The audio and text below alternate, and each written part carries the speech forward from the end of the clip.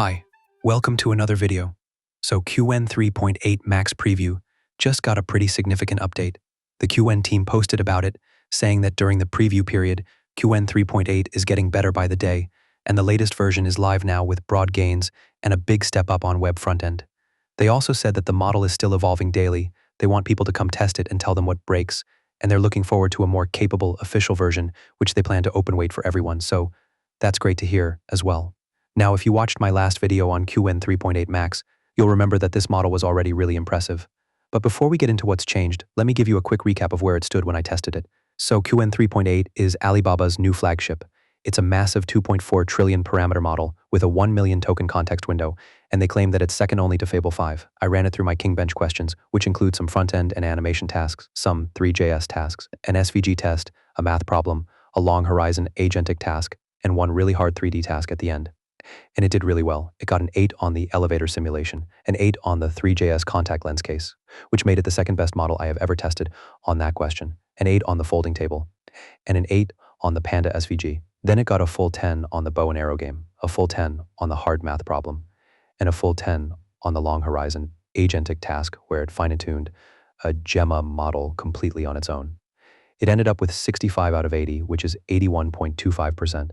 That put it in second place on my entire leaderboard, just behind Fable 5 and above Opus 4.8. So the marketing claim actually matched the reality, which doesn't happen often. But there was one weak spot that I called out in that video.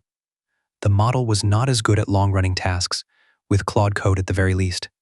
On longer sessions, it would sometimes not create files when it was supposed to, and small things like that where it didn't fully follow through on the harness side. I said back then that I'd keep using it as a daily driver and report back, so consider this that follow-up. And here's the thing. After this update, I have actually seen a meaningful improvement. This is not just marketing talk. The two areas where it has improved the most are the front-end stuff and the agentic tool calling stuff.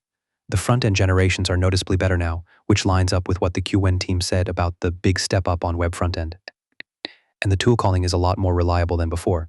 But the biggest change for me is that it now works better in the Claude Code Harness. That harness issue I mentioned in the last video, where it would fumble around on longer sessions and skip creating files, is mostly gone now. The model is a lot more aware of the projects. It understands the project structure, it knows what it's working with, and it just works much better than before, across most of the tasks that I have thrown at it. Now, if you ask me, this actually seems like a better and improved inference deployment, or maybe a new checkpoint of the model. I'm saying seems because we don't really know what's happening behind the scenes. But sometimes companies roll back checkpoints to a good version where the bugs are less and the intelligence is better. And I think that this is something similar. Whatever they did, I think that they found it quite well, because the model feels a lot more stable and capable now. And since they've said themselves that the model is evolving daily during the preview, this kind of rapid iteration makes sense. Anyway, now let's come to the access part. The model is now available for free on Qwen Studio, where you can just go and use it for free.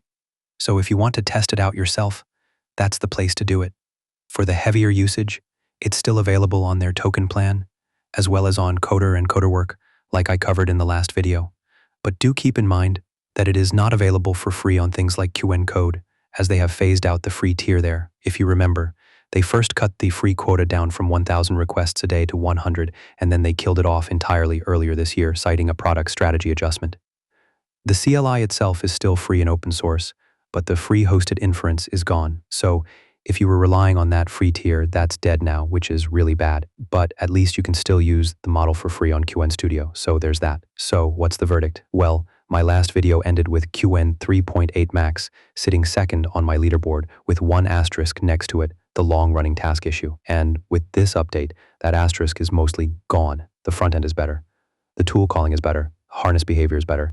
And the model that was already above Opus 4.8 on my bench just became more usable for actual daily work. And the weights are still confirmed to be coming, which means all of this is eventually landing on the open source side too. A 2.4 trillion parameter model at this level, evolving this fast, with open weights on the way, is quite great to see.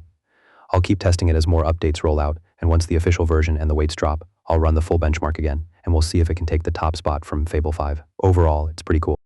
Anyway, let me know your thoughts in the comments. If you liked this video, consider donating through the Super Thanks option or becoming a member by clicking the Join button. Also, give this video a thumbs up and subscribe to my channel. I'll see you in the next one. Until then, bye.